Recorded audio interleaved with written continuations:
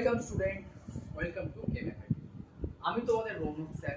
আজকের ভিডিওটা ক্লাস 10 এর জন্য, অর্থাৎ তোমরা যারা 2026 সালে মাধ্যমিক পরীক্ষা দেবে তাদের জন্য রাসায়নিক বন্ধন চ্যাপ্টার থেকে কিছু গুরুত্বপূর্ণ প্রশ্ন পার্ট 1। আমি বারবার বলেছি, এর আগেও অনেকটা চ্যাপ্টারে গেছে। পার্ট 1 দেখে কেউ ভাববে না যে আর স্যার কোনো সাজেশন দেবে না।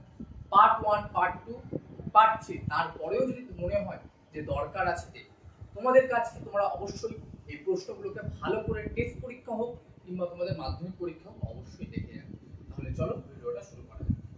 রাসায়নিক বন্ধন পার্ট 1 সাজেশন প্রশ্ন টেস্ট পরীক্ষা এবং মাধ্যমিক পরীক্ষার জন্য।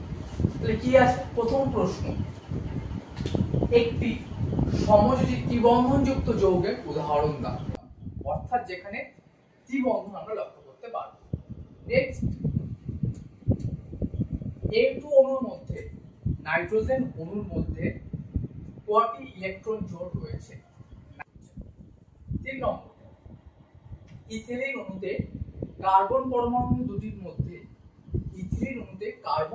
দুটির মধ্যে কি ধরনের বন্ধন থাকে?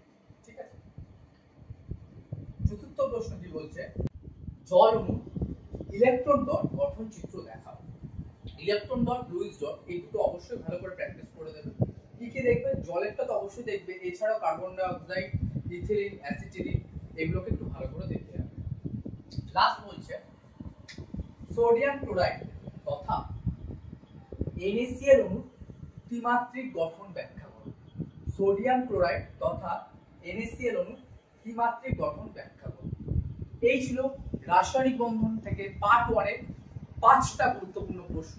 তোমরা অবশ্যই প্রশ্নগুলো দেখার সাথে তোমরা প্রশ্নগুলো রেডি করে নাও, এবং তোমাদের যদি মনে হয় যে এর উত্তর দরকার তাহলে অবশ্যই কমেন্টে জানাও।